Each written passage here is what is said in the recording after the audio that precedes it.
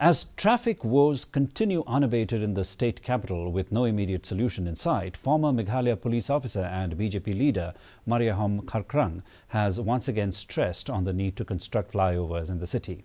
Reacting to the ever-increasing traffic congestion, Kharkrang said that the same is usually found in North Shillong. He said there is hardly any space for parking vehicles due to the construction of shops. There is no other way traffic issues can end until we have a flyover, he said. Pointing out that more parking lots should be constructed in Shillong, he also suggested that the government should lay focus on improving the walkways for pedestrians. Yes, certain intersections, when you look, it is not because of traffic congestion, but it is because of the intersections. You see here there are a few places where you have about 4 or 5 intersections. And if you are releasing one intersection, then you have to close 4 intersections. Now, if we are not addressing that issue, then you can have broader roads also will not help you.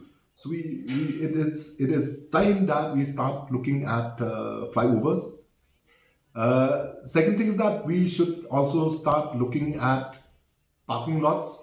And if you are saying parking lots, then please have only parking lots and nothing else. A police outpost at Barato was inaugurated